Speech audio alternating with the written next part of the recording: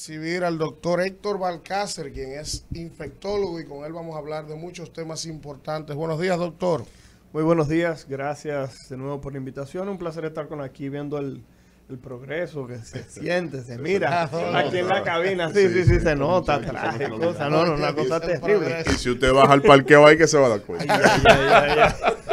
Doctor, vamos a iniciar conversando sobre cuál es el momento epidemiológico que estamos viviendo. Por un lado, una cosa impresionante de la influencia, unos virus rarísimos. Por ejemplo, yo tengo dos niñas, doctor, una de 5 y una de 2 años y medio. Y eso es vitamina para subirle la defensa, 300 jarabes diferentes, todo lo que el doctor nos dice, vaina casera. Doctor, y no pasan 2 semanas sin una recaída. Y entonces, el tema del cólera por otro lado. Ahí vimos de que un estudio en el Río Isabela, y nosotros decíamos esta mañana bromeando, doctor, pero si nada más fue cólera que apareció en el estudio. Debemos sentirnos bien porque eso debe haber de todo ahí.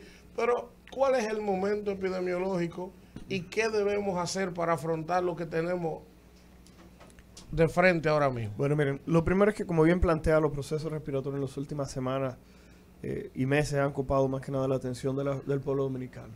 Hay que reconocer que tuvimos una tormenta perfecta en el cual tuvimos la introducción, o se introduce al país, una variante del coronavirus que se llama XB larga o XBB, el cual es una variante conocida también en redes sociales como la pesadilla, la cual tiene una característica, ya que anteriormente cuando hablábamos de que una persona le daba coronavirus tenía entre 4 y 6 meses de inmunidad.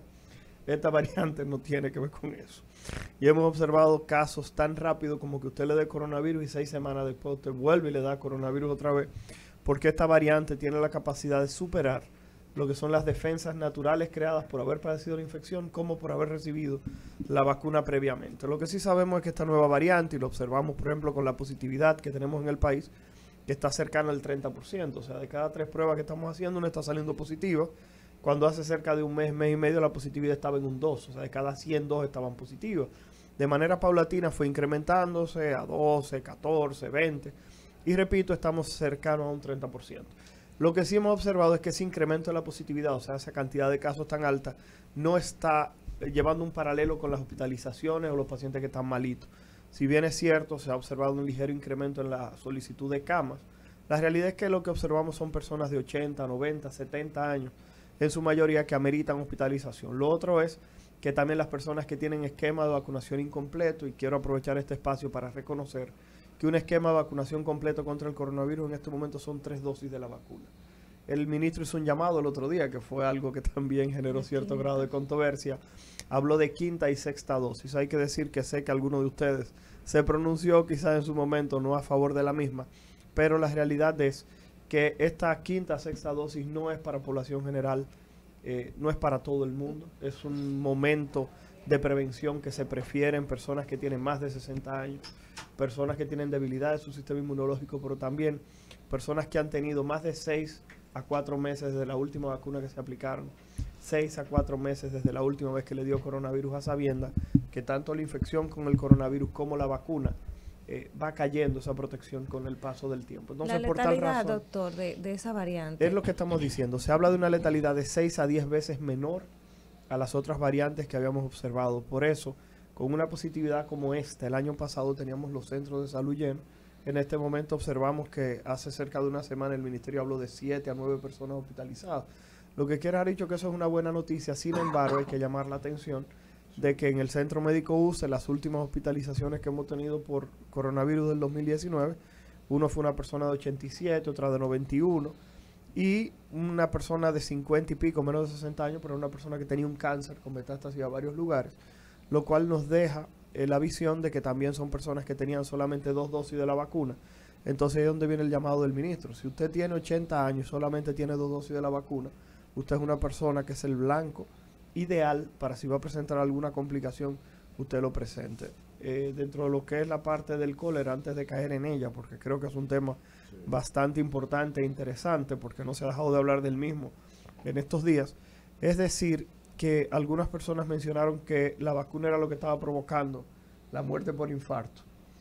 Y sé que muchas personas hicieron eco de eso, ya que un comunicador de una emisora amiga, una persona que le tengo bastante aprecio, el señor Jesús Nova, dijo que la vacuna era lo que estaba provocando los infartos. Hoy en día se sabe que la infección por el coronavirus del 2019 aumenta entre 14 y 17 veces más el riesgo que una persona tiene de presentar infartos, de presentar derrames o accidentes vasculocerebrales y también de quedar con algún trastorno circulatorio. Entiéndase que el problema es que la infección por coronavirus está presente, el riesgo vascular está presente también y por ende, repito, hay que dejar de lado lo de la vacuna y concentrarnos en que realmente la infección por coronavirus lleva a problemas circulatorios, a problemas de depresión, a problemas de memoria, dolores musculares, problemas de lo que es la pérdida del olfato. O sea que por tal razón, si bien es cierto, algunas personas han tratado de decir que es por la vacuna, la realidad es que no. Es la presencia del coronavirus. Muchos creo que todo el que está jóvenes de aquí, 15 años, claro, doctor, y creo que todo el mundo que está aquí, muriendo sí, de infarto. pero hay que dejar dicho, vuelvo y comento, que se puede buscar la literatura donde se demuestre el daño circulatorio del coronavirus, personas que no eran hipertensas posterior al coronavirus que han presentado elevación de la tensión arterial, personas arritmias, personas que no tenían ningún tipo de problema, jóvenes, tú te das cuenta ahora que se le está olvidando todo. Y cuando se hace una investigación a nivel cerebral nos damos cuenta que hay un compromiso circulatorio cerebral importante. Todos los vasos sanguíneos con el coronavirus, justamente por la respuesta inflamatoria, está presente. Por tal razón, repito, antes de aventurarnos a decir que es la vacuna, es preferible que observemos que el coronavirus, que ha infectado más personas que vacunado, se asocia también a este tipo doctor, de situaciones. Y me excusan los compañeros, ¿cuál de todas las variantes es que ha afectado más en los sistemas nerviosos y respiratorios de las personas? Porque, o sea, la primera variante que fue desconocida, pero después vinieron variantes más agresivas. Entonces, ¿cuál de todas las variantes ha sido la que más ha afectado el sistema de las personas? Excelente pregunta. Aquí en el país en este momento está circulando la que conocemos como XBB, conocida en redes sociales como la pesadilla, que es una variante que, como te decía, infecta tan rápido como hasta 6 semanas luego de haberte dado coronavirus. Pero no hay duda de que posiblemente la variante original, Delta y Omicron, han sido las 3 variantes que mayor cantidad de secuelas posiblemente hayan dejado, quizás en ese mismo orden. Porque según hemos podido observar, a medida que el virus ha creado subvariantes, lo que es la letalidad simplemente ha ido disminuyendo.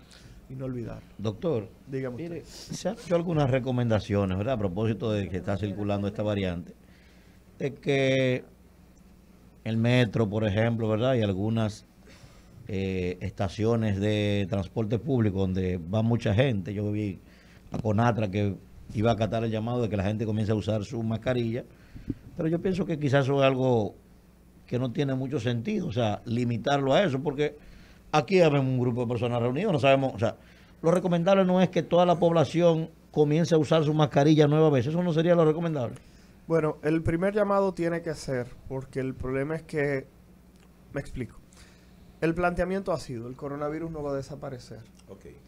El coronavirus lo que va a seguir es cambiando, va a seguir presentando variantes o subvariantes, las cuales van a permanecer entre nosotros, igual que como lo hace el virus de la influenza. Y usted sabe que de septiembre en adelante, en todas partes del mundo, específicamente en el cono, en la parte norte del planeta, la influenza comienza a circular y usted se vacuna. Es exactamente lo mismo con el coronavirus. Vamos a tener coronavirus todo el tiempo y hay que comenzar a vivir con él. ¿Y qué ocurre? ¿De qué manera? Y esto es el llamado. Aplíquese su vacuna. Con 3 dosis de la vacuna, las formas graves de la enfermedad simplemente disminuyen. Y la gente dice, Balcázar, pero hay vacuna contra la influenza, la gente se vacuna, señores. Y en Estados Unidos tenemos una vacuna bivalente que cubre contra el coronavirus original y contra la variante Omicron. Ese es el futuro del proceso de vacunación. Usted se va a tener que aplicar una vacuna igualito que como se hace contra la influenza. Mucha gente no sabe que el virus de la influenza mata en los Estados Unidos aproximadamente 100 personas por día. Estamos hablando de que en los Estados Unidos mueren cerca de 23 a 30 mil personas todos los años por influenza. Y generalmente, ¿qué población? La misma población que estamos mencionando. Adultos mayores, personas que tienen más de 65 años, personas con alguna deficiencia en su sistema inmunológico. Entonces, esto del coronavirus se va a convertir en lo mismo. En Brasil, que es uno de los países de América Latina con mayor cantidad de casos de coronavirus, en Brasil solamente están exigiendo mascarilla en el transporte público. Y lo están solicitando, por ejemplo, en los viajes que tienen una duración importante o en transporte en el cual usted va a durar varias horas en contacto con las personas. Porque la realidad es que mientras más personas vacunadas, menos riesgo tiene de forma grave. Y repito, Cuando inició esta variante XBB, que los casos se dispararon, la pregunta que me hacía todo el mundo a través de redes era: Balcácer, ¿vamos a regresar al confinamiento? ¿Van a volver a cerrar el país? Y la respuesta es que no. Yo creo que eso es un tema del pasado, a menos que no aparezca una variante o una subvariante que incremente mortalidad o que vuelva a generar presión sobre el sistema de salud, Doctor, como sí. vivimos hace unos años en el cuales no existían camas disponibles en ningún sitio. Doctor, hay dos cosas que yo creo que son importantes puntualizar en todo esto tan interesante que nos he estado conversando. Primero, toda esa gente que de alguna manera le dio el coronavirus en el 19, como usted explicaba, que ha presentado secuelas de algún tipo, uno tiene manera yendo al médico a hacerse un chequeo preventivo de determinar e identificar esos potenciales, la secuela de eso. O sea, porque a veces la gente dirá, pero que a mí me dio, por ejemplo, a mí me dio, y yo gracias a Dios no me he sentido nada que yo pueda identificar como una secuela de eso. Ahora, eso es identificable, rastreable para no estar alerta. Eso es lo primero. Lo otro, doctor, desde el punto de vista del gobierno, del gobierno dominicano, usted no está hablando, llamamos una quinta dosis, una sexta dosis. Usted ha explicado que deben ser para casos específicos, ¿verdad? Pero ¿dónde están los centros de vacunación? O sea, ¿dónde está la información fluida? Por ejemplo, yo voy al gimnasio a veces y veo en Estados Unidos, todavía estaba viendo el viernes, el encargado de este tema para COVID, el doctor Fossi, dando su rueda de prensa permanente, constante, con un flujo de información constante y masivo a la gente. Y yo siento como que aquí ya ese tema se soltó en banda. Entonces no entiendo por qué. O sea, si el Ministerio de Salud Pública está ahí, está para eso, independientemente de que resulte tedioso, cansón, eso no puede ser más importante que mantener a la opinión pública orientada e informada de manera correcta y permanente. Por ejemplo, mire lo que usted nos está diciendo aquí. O sea, hay una cantidad de información y sobre todo con la distorsión que ha habido de lo que usted decía. Hay mucha gente comprando el tema de que la vacuna es que está provocando los infartos. Hay mucha gente que es por rumor y por el boca a boca que se entera y repite. Entonces debe haber una información oficial correcta y certificada para llevar certidumbre. Bueno, yo entiendo que todos los temas deben tener una política de comunicación. Creo que ustedes quizás son los idóneos para dar ese tipo de sugerencias. Yo simplemente soy un montado en esta ola de la comunicación y trato dentro de lo posible de llevar más que nada los datos que sí están probados, que era lo que estábamos mencionando, por ejemplo, con lo que la vacuna no produce infarto, como se quiere decir, sino que es la infección. Lo otro que sí quería llamar la atención sobre lo que decías es que existen páginas, por ejemplo, hay una página que se llama Vacúnate RD, Vacúnate RD, aquellas personas que estén interesadas, ustedes entran y ellos semanalmente colocan los puestos que están habilitados. Lo que hay que decir es que dejar esos puestos habilitados de manera continua representa un gasto importante y un riesgo para la cadena de frío de las vacunas. Entonces, ¿qué ocurre? Creo que se ha tratado de focalizar la administración de la misma en algunos lugares menores por lo que te estoy diciendo de cuestiones de gasto. En cuanto a lo que es la información, creo que se ha dado una información quizás aislado de diferentes puntos de lo que hemos tocado, pero sí sé que los grupos antivacunas, los conspiranoicos, como decía José Peguero, no influyen más. Sí, creo que en este momento han ganado un poquitito de espacio con algunas situaciones, porque la realidad es que cuando queda un vacío, alguien siempre trata de tomarlo. Sin embargo, doctor, yo creo que el Estado puede sobreponerse a todos esos sectores que son adversos o que son contrarios a la necesidad de vacunarnos. Por ejemplo, la primera dosis, casi 8 millones. La segunda dosis iba bastante bien, algo más de 6 millones. Hubo una tercera dosis de refuerzo que más de 2 millones la recibieron. Lo que pasó fue que la gente, cuando anunciaron la cuarta dosis, como que dejó de creer en la importancia de la vacuna. El Estado puede revertir al día de hoy eso y volver a que nos vacunemos sin problema. Es lo que repito, hay que ver, porque dicen por ahí que lo primero que hay que hacer es hacer una evaluación de los daños. ¿Cuál es el nivel basal en el cual nos encontramos, sobre todo aquellas personas que tienen 2 dosis? Lo que pasa, vuelvo y comento, es que la República Dominicana es un país que tiene, desde el punto de vista promedio, una edad muy baja. Entonces, al tener una población que tiene una edad muy baja, esa población no se considera en este momento como una población que pudiera sufrir algún daño importante o relevante fruto de la infección por coronavirus. Entonces eso aleja posiblemente a la población, a la aplicación de la vacuna. Porque hay que decir que hay países donde ese tipo de situación no se da. Sobre todo que cuando tú calculas la edad promedio en República Dominicana con la edad, por ejemplo, de algunos países europeos, es una diferencia abismal. Entonces creo que esa ha sido una de las principales barreras y que sería muy difícil posiblemente sobrellevar en este momento. Creo que mantenernos con la información sobre lo que decía sobre las secuelas. Hay que decir que hay algunas secuelas que sí se pueden cuantificar, como es el caso de la realización de estudios cardíacos, cardiograma, electrocardiograma, y problemas y pruebas que evalúan esto. Mismos problemas neurológicos, de hay personas, repito, hay gente que está escuchando el programa que han llorado, y lo digo porque hemos apreciado eso en nuestra consulta en la USO, de personas que han perdido la capacidad de concentrarse, personas que han entrado en una depresión de manera sostenida, y son personas que en muchos casos han necesitado el uso de antidepresivos para poder sobrellevar el día a día.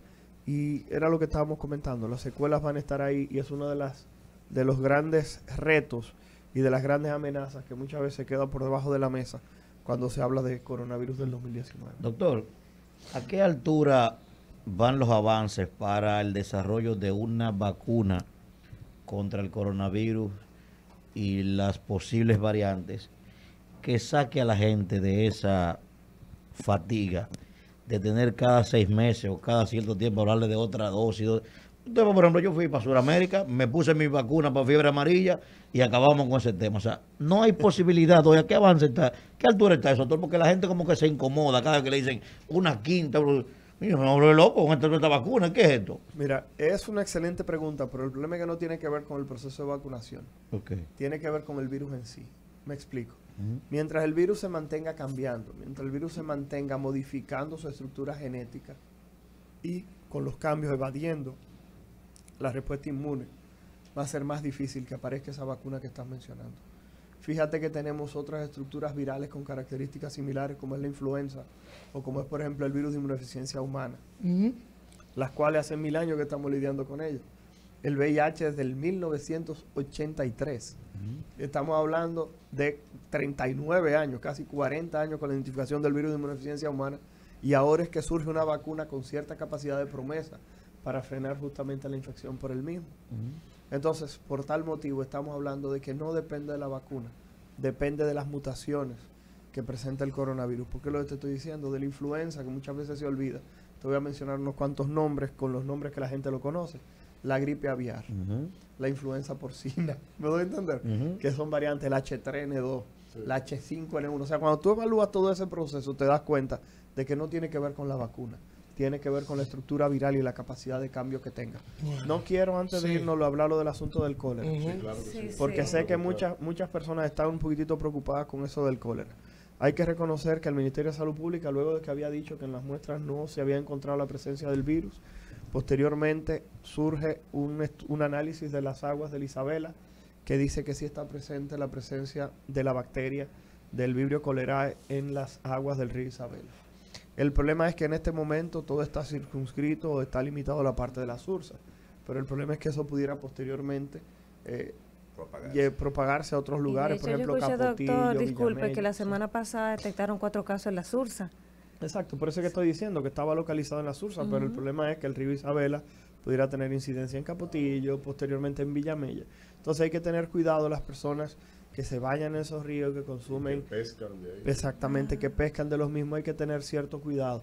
Entonces, hay que reconocer que, y esto es un anuncio y lo vimos en redes sociales, justamente reuniones no solamente de salud pública, sino que estamos hablando de obras públicas, la CAS, el Ministerio de Salud Pública, y también hay que decir que... El INAPA también estaba en exacto, hay varias instituciones, porque la realidad es que hay que tratar de lograr que esas aguas vuelvan a regresar y no se conviertan en un reservorio de esta bacteria, que sabemos que el cólera es la bacteria que produce diarrea posiblemente más peligrosa en el mundo, porque ustedes saben que una persona puede padecer justamente la infección por Vibrio cholerae y en 5 horas perder la vida. Hay casos descritos de esa manera, se habla de que es la diarrea infecciosa una de las más peligrosas en el mundo, justamente por esa capacidad que tiene de inducir grandes volúmenes en cada evacuación. Se habla poco, doctor, de las secuelas permanentes del cólera. ¿Cuáles son? No, la realidad es que secuelas permanentes no tienden a existir. Es una enfermedad, repito, que no todo el que le da cólera presenta diarrea importante. Es una enfermedad tratable siempre y cuando se haga a tiempo, porque el problema es que cuando perdimos una cantidad de líquido importante, llega un momento en que si los vasos sanguíneos colapsan, se cierran, no hay forma que por más volumen que tú le administres, la persona pueda regresar. Por eso es que se reparten sueros de rehidratación oral, para que la persona cada vez que vaya al baño utilice alrededor de 200 cc de solución tomada. Hay que decir que no es agua simplemente, por esos sueros de rehidratación. Porque cuando una persona con cólera va al baño no solamente pierde agua, sino que pierde cloro, sodio, potasio, bicarbonato. Y hay que tratar de hacer una reposición inteligente de esos líquidos que las personas están perdiendo. Por eso también hay que reconocer, y esto es importantísimo, independientemente de, hay que llevar un poquitito de paz con lo siguiente. En República Dominicana hay un escenario completamente diferente al de Haití. Reconocer que en Haití en este momento se habla de cerca de 200 personas que han muerto. En República Dominicana se habla de 6 a 8 casos de cólera identificados. Y hay que reconocer que no tenemos ningún fallecido. Hay que decir que del 2010 al 2019 en Haití, 10.000 fallecidos. En República Dominicana no se llegó a 300. Entonces la realidad es que por tal motivo entiendo que hay que saber que somos un país con unas características diferentes a nuestros vecinos y que por tal motivo lo que sí hay que saber es que cualquier persona que presente evacuaciones líquidas en el momento epidemiológico en el cual nos encontramos y sobre todo si llega de localizaciones que tienen influencia por parte del río Isabel, estas personas deben ser evaluadas como un potencial caso de cólera. Bueno, doctor. Pero, ¿y el tratamiento en casa? Es decir, si alguien me presenta un síntoma, bueno, hoy está bien, bébete esto, pero entonces al día siguiente ya yo puedo estar manipulando esto, si es un niño. No, todo el mundo sabe que es una ¿Cómo tratarlo? Lo que pasa es que es una enfermedad que todo el mundo sabe que se transmite fecal oral. Los alimentos y el agua tienen que estar contaminados con heces, con la bacteria. Eso es algo que hay que decir. No se transmite. Alimentos crudos. No tiene que estar crudo, puede estar cocinado si se contaminó.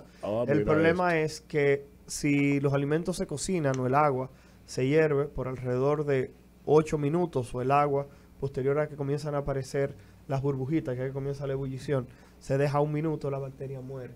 Igual que cuando se clora. Pero por ejemplo, cuando se echa el cloro, hay que echar 5 gotas por cada galón. Y aquí es donde viene la parte que por favor escuche a la población. Tiene que dejarse 30 minutos antes de tomar. Tú no le puedes echar las 5 gotas y que me la tomo de una vez. Tienes que esperar alrededor de 30 minutos para poder visualizar que se mueran las bacterias.